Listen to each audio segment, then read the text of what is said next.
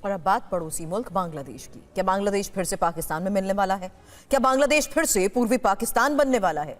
क्या वहां की अंतरिम सरकार के मुखिया मोहम्मद यूनुस बांग्लादेश को पाकिस्तान के हाथों में सौंप देंगे? और क्या कथित शांति दूत मोहम्मद यूनुस पाकिस्तान में शहबाज सरकार की कठपुतली हैं? ये सवाल इसलिए उठ रहे हैं क्योंकि बांग्लादेश में तख्ता पलट के बाद से बहुत कुछ बदल चुका है और अब तो बांग्लादेश की सरकार में कट्टरपंथ के समर्थकों ने रविंद्रनाथ टैगोर के लिखे बांग्लादेश के राष्ट्रगान अमार सोनार बांग्ला को भी बदलने की आवाज तेज कर दी है। आखिर बांग्लादेश का भविष्य है क्या? टैगोर के राष्ट्रगान से जिहादी क्यों परेशान हो गए हैं? इस खास रिपोर्ट में समझिए।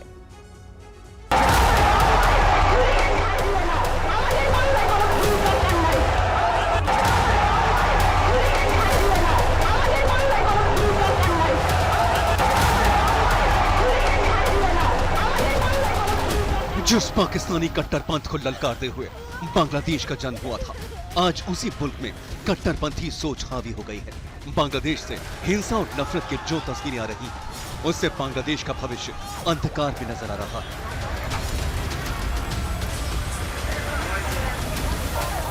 जिस पाकिस्तान परस्त सोच के साथ बांग्लादेश के हुक्मरान उसे चलाने लगे हैं, ऐसे में वो दिन दूर नहीं जब बांग्लादेश का हश्र पाकिस्तान जैसा हो जाएगा। अगर बांग्लादेश को अब भी कुछ समझ नहीं आ रहा तो पाकिस्तानी जनरल आसिम मुनीर को गौर से सुन ले। पाकिस्तान ने पहली बार मान लिया है कि पाकिस्तानी फौज करगिल जंग में शामिल थी। ये वो पाकिस्तान है जिसने करगिल जंग के बाद अपने सैनिकों की लाशें लेने से भी इनकार कर दिया था। जो मुल्क अपने सैनिकों का सम्मान नहीं कर सकता, वो अपनी आवाम के लिए क्या ही करेगा। और अब बांग्लादेश भी उसी राह पर आगे बढ़ रहा है।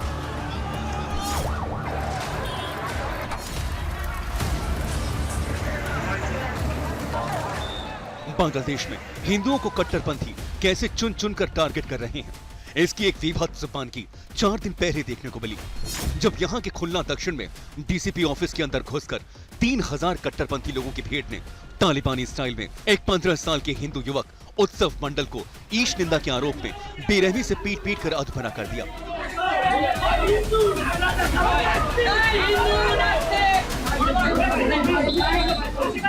बांग्लादेश में ऐसे कई मामले 5 अगस्त से लगातार सामने आ रहे हैं, जब वहां हिंदुओं पर हमले बढ़े हैं और वो अपने ही पुरखों की जमीनों पर खुद को सुरक्षित महसूस नहीं कर पा रहे हैं। अंतर्राष्ट्रीय स्तर पर मानवाधिकार के क्षेत्र में काम करने वाली संस्था centre for democracy, pluralism and human rights की हालिया 92 पेज की रिपोर्ट कहती है कि बांग्लादेश के 52 जिलों में करीब 1 महीने में ही हिंदुओं पर लक्षित हिंसा के 205 से अधिक मामले पता चले हैं। इनमें सामूहिक दुष्कर्म, हत्या, संपत्तियों पर कब्जा और लूट, मंदिरों और घरों पर हमले और हिंदू बहुल गांवों के बहिष्कार के मामले शामिल हैं। बांग्लादेश में हिंदुओं से हिंसा धर्म देखकर की जा रही है, लेकिन मोहम्मद यूनुस का दावा है कि ऐसे हमले राजनीतिक उथल पुथल का नतीजा है।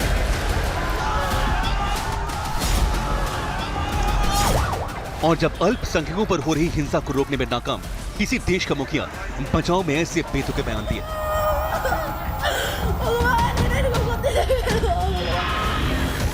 बाकायदा नोटिफिकेशन जारी करके मंत्रालयों और विभागों के वरिष्ठ हिंदू अधिकारियों के लिस्ट मांगे, उन्हें नौकरी से बेदखल करने की योजना बनाए।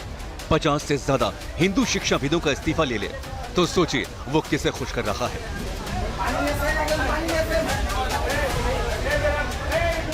इसका सीधा जवाब है पाकिस्तान, और पाकिस्तान को खुश करने के लिए ढाका में लिस्ट और भी लंबी होती जा रही है, क्योंकि एक रिपोर्ट से खुलासा हुआ है कि बांग्लादेश ने पाकिस्तान ऑर्डिनेंस फैक्ट्री को 40,000 राउंड गोला बारूद, 2000 यूनिट टैंक वाले गोला बारूद, 40 टन आरडीएक्स और 2900 हाई इंटेंसिटी वाले प्रोजेक्टाइल को ऑर्डर दिया है। बांग्लादेश को पाकिस्तान से हथियारों का शिपमेंट 3 चरणों में मिलने वाला है। और खबर यह भी है कि बांग्लादेश ऐसा करके रक्षा क्षेत्र में सहयोग के लिए पाकिस्तान के करीब और भारत से दूर जाने की कोशिश साथ साथ कर रहा है।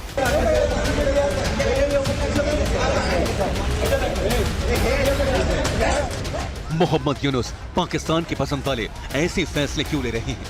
तो जानकार इसके जवाब में पाकिस्तान के फंडिंग पर पलने वाले कट्टरपंथी संगठन जमात इस्लामी का नाम दे रहे हैं। वही जमात इस्लामी जिसने पाकिस्तान के इशारे पर अपनी ही अंतरिम सरकार को बांग्लादेश के राष्ट्रीय ध्वज और राष्ट्रगान तक को बदलने का मनमाना सुझाव दिया है। स्वाधीन करो, फायर धरो, बांग्लादेश स्वाधीन करो, बांग्लादेश स्वाधीन करो, बांग्लादेश स्वाधीन करो। बिल्कुल ठीक सुना आपने। जिस झंडे को आत्मसात करने के लिए पूर्वी पाकिस्तान के लोगों ने पश्चिमी पाकिस्तान से 1971 की ऐतिहासिक जंग लड़ी, लाखों कुर्बानियां दी, रविंद्रनाथ टैगोर के लिखे जिस राष्ट्रगान को गाकर आजादी के तरानों को घर घर तक पहुंचाया, अब उसी राष्ट्रीय ध्वज और राष्ट्रगान को पाकिस्तान के इशारे पर बदल देने के लिए जमात इस्लामी के पूर्व अमीर गुलाम आजम के बेटे अब्दुल्लाहिल अमान आजमी ने बीते मंगलवार को बयान दिया। इन दोनों में ही बदलाव जरूरी है। उन्होंने ऐसा क्यों कहा, तो इसमें भी हिंदुओं से नफरत के बू को साफ महसूस किया जा सकता है। जमात इस बात को लगातार हवा दे रहा है कि एक हिंदी व्यक्ति के लिखे राष्ट्रगान को बांग्लादेश के लोग अब नहीं गाएंगे। जमात 1971 के जंग को भी बेईमानी बताने में जुटा है।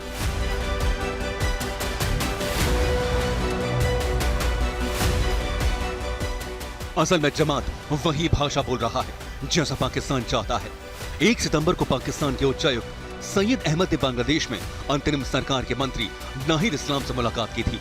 उनके सामने 1971 का मसला सुलझाने का प्रस्ताव रखा था।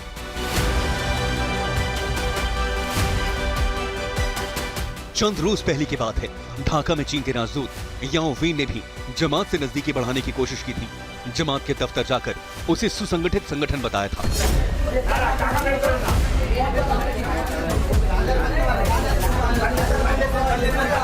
ऐसे में बांग्लादेश में भारत विरोधी पूरा खेल समझना इतना भी मुश्किल नहीं है। इसे आप यूं समझिए कि ढाका से इन दिनों भारत विरोधी जो भी रुझान आ रहे हैं, पर्दे के पीछे से उसके प्रायोजक चीन, जमात और पाकिस्तान ही हैं।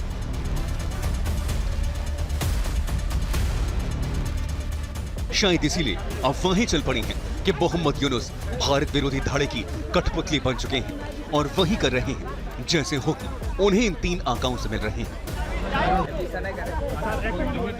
Bureau report, TV9 Bharatvarsh.